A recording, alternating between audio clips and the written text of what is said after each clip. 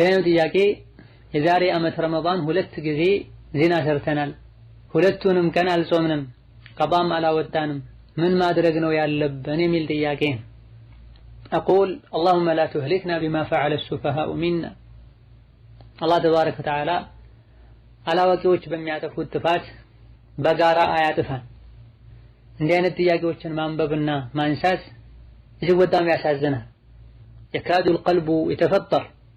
መልሱን መተው አላህ ዘንድ ያስጠይቃል ባይባልና ጥያቄዎች ተውብተው ነው ጸጽተው ነው ያበላሹትን ማስተካከል ፈልገው ነው ባይባል ማንሳት ሁሉ በጣም ይከብዳል።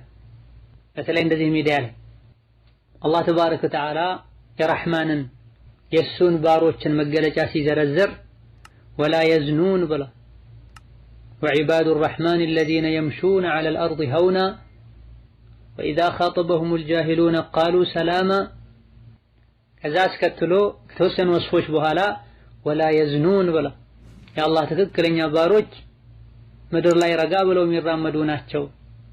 አላዋቂዎች ሲያናግሯቸውም ካላዋቂዎች መልስ መሰጣተትን ትተው ሰላም ብለው የሚያልፉ ናቸው። ከጀሃነም ጠብቀኝ የሚሉ ናቸው። ስለዚህ ወስፎችን ጠቅሶ ዝሙትም የማይሰሩ ናቸው ብላ ዝሙትን አላህ አትስሩ ሳይሆን አትቅርቡ ነው ያለው። አንድ ሰው ሙእሚን ሆኖ ዝሙት እንደማይሰራ ሐዲስ ላይም ተነግሯል። ዝሙት ከባድ ወንጀል ነው። አላህን ከምንም በላይ ከሚያስቆጡ ነገሮች መሃል አንዱ ባሪያዎቹ ዝሙት መስራታቸው። የትኛውም ማህበረሰብ ላይ ዝሙት ሲስፋፋ አላህ የተለያዩ በላዎችን ያመጣል ህዝቡ ላይ። ከራሳችን አልፎ ያለንበት ማህበረሰብ ሁሉ ይጎዳል በዝሙት ወንጀል።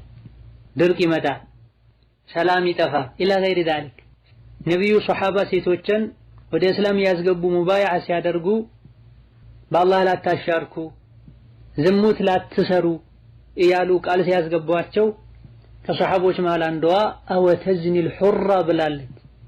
ነፃ ጨዋ የሆነች ሴት ዝሙት ትሰራለች እንዴ ብላለች። ከቆሻሻ ከጸያፍ ነገር ራሳችንን ከፍ ልናደርግ ይገባናል። ይህ ከባድና ጸያፍ ወንጀል የተፈጸመው ረመዳን ላይ ሲሆን ነገሩን ያከብዳል። ሲደጋገም ደግሞ እጅግ በጣም ከባድ ያደርገዋል። በመሆኑም ፈጥናችሁ ወደ አላህ ተውበት አድርጉ። ሌሎችም የዝሙትን በር ሊዘጋጉ ይገባቸዋል። አጅነቢ ወንድ ከአጅነቢ ሴት ጋር አንድ ክፍል ሊቀመጥ አይገባም። ተደዋውለው ሊያወሩ ሊቀልዱ አይገባም። ስሜት የሚቀሰቅስ ነገር ከማድረግ ሁለቱም ጾታዎች ሊርቁ ሊጠነቀቁ ይገባቸዋል። ስሜቱን መቆጣጠር የማይችል ሰው ፈጥኖ ማግባት ይጠበቅበታል። ዝሙት እንደ ሌሎች ወንጀሎች አይደለም። እጅግ በጣም የሚያሳዝነው የሚያስደነግጠውም ለዚህ ነው። ሌሎች ወንጀሎች በድንገት ሊከሰቱ ይችላሉ። ዝሙት ግን ብዙ መግቢያዎች አሉት፣ ብዙ በሮች አሉት። ያን ሁሉ በር ሰባብረው ነው ዝሙት ላይ የሚወድቁት። አላህን እንፍራ። ሞት በየትኛውም ወቅት ነው የሚመጣው። የሰው ልጅ ደግሞ በሞተበት ሁኔታ ነው አላህ ፊት ተነስቶ የሚቆመው። ላለፈው ከልባችሁ ተውበት አድርጉ፣ መልካም ስራ አብዙ፣ ሰደቃ አብዙ። ዝሙት ላይ በመውደቅ ያፈጠራችኋቸው ቀኖችን ቀባ አውጡ። ከዚህ በተጨማሪ ከፋራ ይጠበቅባችኋል።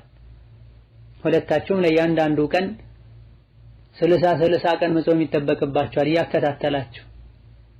ይሄን ማድረግ በበቂ ምክንያት ካልቻላችሁ፣ በሽተኛ ከሆናችሁ፣ ዶክተር አትችሉም ካላችሁ ግን ለእያንዳንዱ ቀን 30 ምስኪን ማብላት ትችላላችሁ።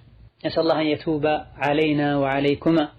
ሌላኛው ጥያቄ አጅነቢ የሆነች ሴት መንገድ ላይ ብትታመም የሚረዳት ከሌለ ደግፌ ወደ ቤተሰቦቿ በወስዳት እንዴት ይታያል የሚል ጥያቄ ነው።